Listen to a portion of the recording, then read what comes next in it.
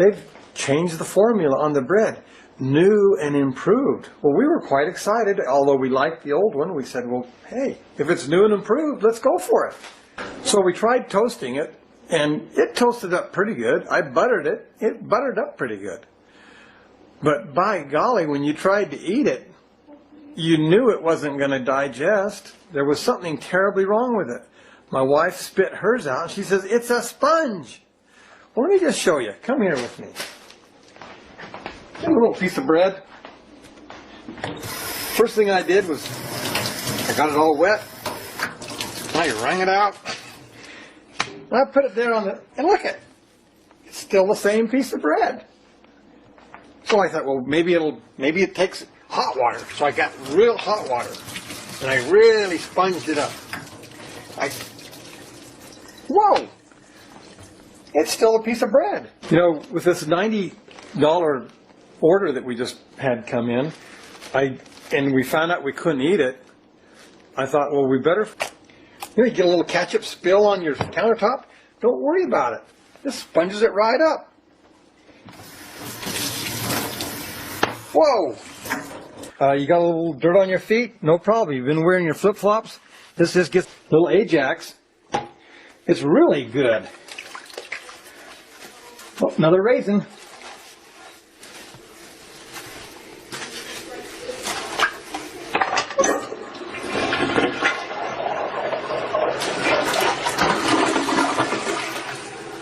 The nice thing is, it's still ready for the next task.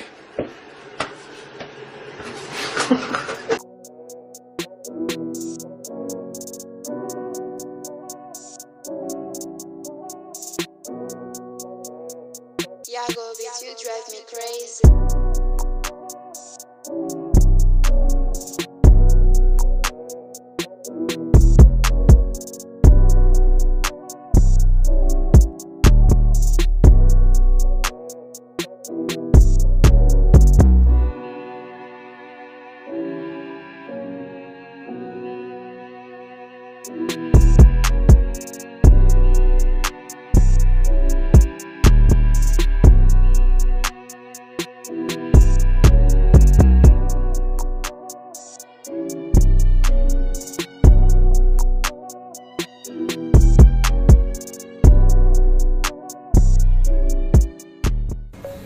Your steak could soon be 3D printed.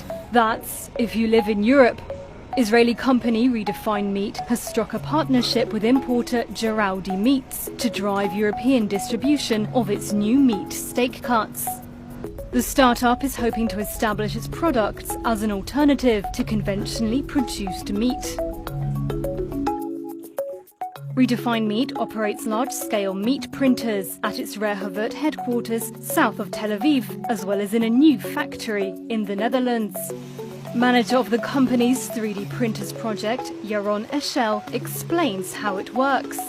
When I want to create my steak, I have a library of a few different slabs. I can choose each one of them and I can adjust it accordingly. I can define the amount of marbling, the internal fat or the external fat, and now I can start and go and print it and produce it. So I'm putting it. This is my queue. This is my timeline for today. I know that in an hour or something from now I will need to refill the machine with new material. But now I can go directly into the printing process, and you can see how the process starts to build layer by layer.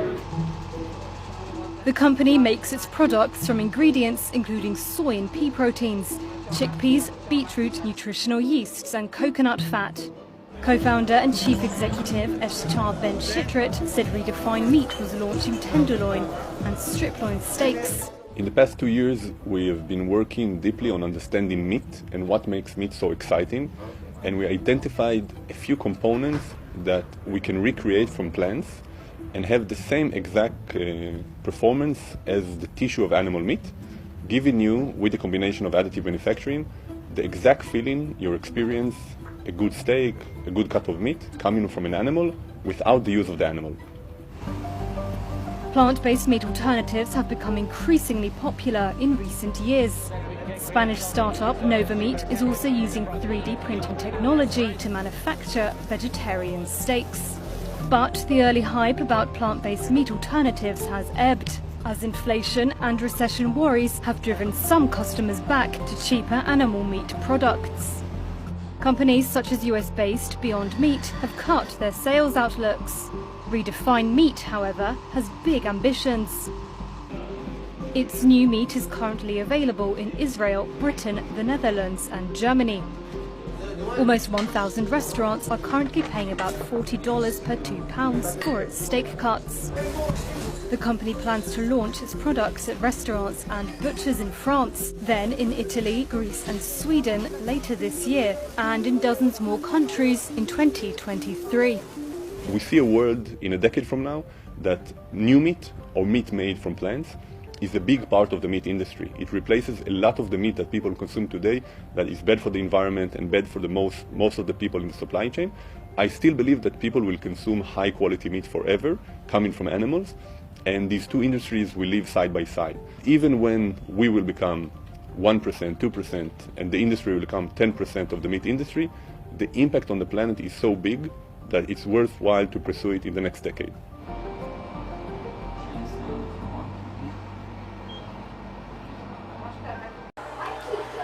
Y'all, never in my 23 years of living have I seen chicken this fucking stringy. Like, it's stringy.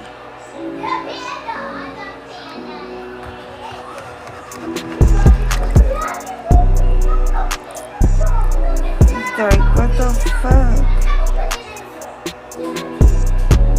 Like, look at that. That is so weird. This is uncooked chicken.